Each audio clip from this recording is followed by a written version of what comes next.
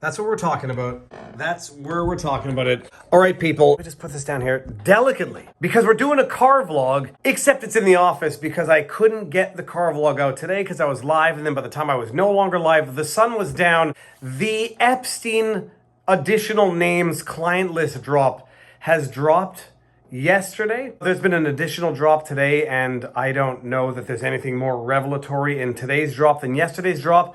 I guess there's good news and bad news. Like, the good news is that there's no additional really devastating information that was revealed yesterday. The bad news is that there was no more devastating additional information that was released yesterday because all of this was known for anybody who had been paying attention for the last, 5, 10 years, maybe more? Holy sweet merciful crabapples. If you have any doubts as to whether or not this was all known back in the day, go back to Project Veritas's whistleblower when they got the tapes of Amy Robach on a hot mic talking about how NBC or CBS or NBS or whatever the hell, one of those 3-letter MSM propaganda agencies had all of this. They did interviews with the alleged plaintiffs, the victims of the Jeffrey Epstein sex trafficking ring. Call it what it is, people. Jeffrey Epstein is the only child sex trafficker that was convicted of child sex trafficking, and apparently there were no clients that he was convicted of the child sex trafficking for. Whatever. Flashback all the way to Amy Robach caught on a hot mic talking about how they had all of this info 3 years earlier, but they killed the story for reasons. I've had the story for 3 years. I've had this interview with Virginia Roberts. We would not put it on the air. First of all, I was told, who's Jeffrey Epstein? No one knows who that is. This is a stupid story.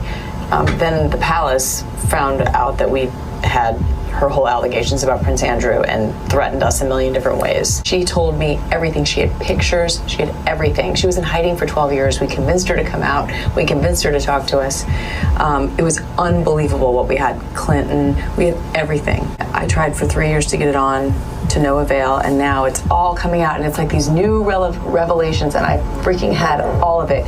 I'm so pissed right now. Like, every day I get more and more pissed because I'm just like, oh my God, what we had was unreal.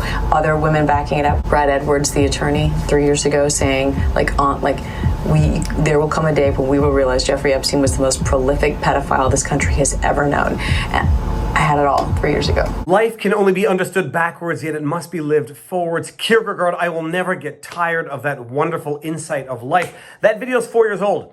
It's more relevant today than it was 4 years ago because of the recent disclosure of documents. The bottom line, a bunch of additional documents, a bunch of additional names on Epstein's list were released yesterday, except there was nothing new that was released yesterday. It was known to anyone who was paying attention at the time, and it will remain unknown to anyone who is not paying attention at the current time. Names like Bill Clinton, Ehud Barak, the magician, David Copperfield, the scientist, Stephen Hawking. Apparently, Stephen Hawking, the rumor was that he had engaged in an orgy, and Jeffrey Epstein was emailing Ghislaine Maxwell, offering evidence to disprove one of the alleged plaintiffs, one of the alleged victims of Jeffrey Epstein's, client list sex trafficking, Virginia Giuffre, who alleged that Stephen Hawking had engaged. I don't know what that looks like. That feels so good. Yeah. Like that. Baby. I thought about this all day. That was one of the rumors that was circulating, and apparently Jeffrey Epstein was emailing Ghislaine Maxwell offering a financial money reward to anyone who could disprove the claim, the rumor that Virginia Giuffre had allegedly circulated, to the effect that on Epstein's island, or under Epstein's surveillance, Stephen Hawking had engaged in an underage sex orgy. From Jeffrey Epstein to Ghislaine Maxwell, January 12, 2015. I'm going to read all of the typos. You can issue any reward to any of Virginia's friends, acquaintance, family that come forward and help her prove allegations are false. The strongest is the Clinton dinner and the new version of the Virgin Islands that Stephen Hawking participated in an underage orgy. So that is one of the more disgusting images and disgusting new details, I guess, that have emerged, although it's new details relaying old details. All right, that's one of them. The other new details that are old details that were allegedly released, they relate to Bill Clinton. Now, if you go watch or read certain MSM, One would think that, Bill Clinton and Donald Trump, when it comes to culpability as relates to this most recent documents dump or names dump in the Jeffrey Epstein sex trafficking scandal, you would think that Bill Clinton and Donald Trump, both former presidents, were on par for equal culpability, potential responsibility. I mean, just go read some of the articles that MSM has published. From an article in the NPR, the documents include references to former presidents, Bill Clinton and Donald Trump. Wait for the later part of this article. The magician David Copperfield, Prince Andrew, former Israeli Prime Minister Ehud Barak, actor Kevin Spacey, lawyer Alan Dershowitz, the late New Mexico Governor Bill Richardson, and former Vice President Al Gore, among others. So while the documents names dump references both former presidents Bill Clinton and Donald Trump, it references one a whole hell of a lot more than the other, and the other being Donald Trump, who, might have had some run-ins with Epstein, as he did with anyone else in the milieu, but he did bar Epstein from one of his resorts because Epstein apparently had a proclivity for young women that Donald Trump even found a little weird at the time.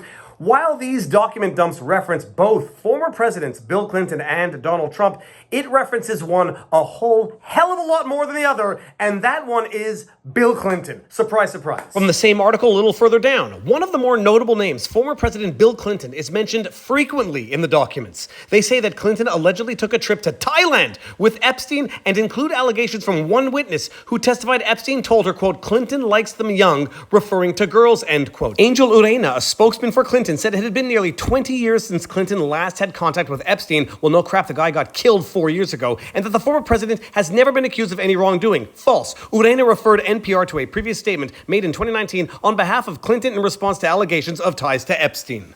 According to this document dump, it was known that Bill Clinton liked them young, referring to women. And if you have seen that very now infamous photograph of Bill Clinton getting a deep back muscle massage from one of the alleged victims of Jeffrey Epstein's sex trafficking ring, if you look at that picture and you see his O face, it will all make a whole hell of a lot of more sense in retrospect. Things go well, I might be showing her my O face.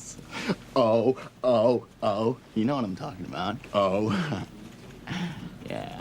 The problem is not so much that this information is new, because it isn't. The problem is that this information is not new. It was known at the time, and it was hidden by all the powers that be. It's an amazing thing, You had Amy Robach complaining about how CBS or NBC, whatever the hell agency she worked for, how they had killed the story because they wanted to secure interviews with relevant people, because they'd been threatened by relevant people, because they allegedly didn't know who Jeffrey Epstein was, and, quote, nobody would care. What's amazing is that they had all of this information at the time, and they killed it. Much like, I don't know, when they had all of the information as relates to Hunter Biden's laptop from hell, and they killed it. Not only did they kill it, who's Jeffrey Epstein? They said, oh, we're going to kill the Hunter Biden laptop story, and we're going to pretend it's not news. Then we're going to pretend it's not true. And then once we have to finally admit it's true, we're going to say, well, it's not that important after all. They do the exact same thing over and over again. When I had Alex Jones on the channel, he talked about it. They have one play in the playbook, modified mutatis mutandis to fit the circumstances. Kill the story, pretend it doesn't exist, acknowledge it but minimize it, and then acknowledge but normalize it. They did this with Hunter Biden's laptop. They did this with Ashley Biden's diary. Remember, Ashley Biden's diary, that was a fake piece of information. But then we went ahead and seized phones and computers from Project Veritas. Oddly enough, back in the mix again, they seized the phones and computers and all this other stuff, which meant that it was real. Okay, fine, it was fake, but then it was real, then we arrested, and it's no big deal. Carry on, move on with your day now. And all of this information dumps, again, carry on, move on with your day now. And by the way, Trump took $7.8 million from foreign interests through his businesses while he was president. That's the news of the day, not Bill Clinton being listed as one of the people on Epstein's books, traveling how many times on Epstein's Lolita Express to go travel to Thailand with Epstein, to go to Epstein's island, allegedly without Secret Service detail. That's not the story. The story of the day, if you ask Tristan Snell and Schiff for brains, Shifty Eyes make Schiff face, Schiff, Adam Schiff. The story of the day is Trump's businesses allegedly they got $7.8 million from foreign interests through their hotels while Trump was in office. Yeah, that's called doing business, you incorrigible dumbasses. And after all of this, they actually expect you to believe that Jeffrey Epstein, perhaps the most wanted man in America who had been convicted of, pled guilty to child sex trafficking, yet managed to somehow stay in the good graces of Bill Gates, the magician guy, David Copperfield, Bill Clinton, Ehud Barak, all these other prominent political figures, they want you to believe that in a very secure jail, while under alleged video surveillance and security guard surveillance, while having been stripped of his ability to kill himself because he was allegedly suicidal, he somehow managed to kill himself, and that after he somehow managed to kill himself throughout all of this, the video surveillance wasn't working, the security guards were asleep and swiftly got demoted or whatever, and the forensic, whomever, the coroner, one of them allegedly came to the conclusion that the neck injury was much more consistent with strangulation than hanging. They want you to believe that after all of this, Jeffrey Epstein killed himself. Are you fucking retarded? The hell's the matter with you? And was not murdered in jail because of what everybody always knew and what is now only slowly drip, drip coming out of the bucket. I don't know who said it, but I think it was an intelligence saying, the trick is not controlling what people know. It's in controlling when they know it, because you cannot keep people from learning the truth. You can only keep them from learning when they learn the truth. And if you drip it out slowly and slowly over time, they will get fatigued, they will lose interest, and when the damning evidence comes out, they will not give one sweet bugger all. And then lo and behold, at the end of the day, everyone can say, well, you always knew, although you didn't always knew, but you knew, and you didn't care when you knew because you were too fatigued to care at the time. Holy sweet merciful goodness. The good news in this story is the bad news. This was always known. It was always hidden. They do it over and over and over again. And if any of you are thinking, why is this all relevant? Who cares? This happened decades ago. Just imagine, for example, Ehud Barak, for whatever the bloody reason, is being photographed coming out of Jeffrey Epstein's New York apartment.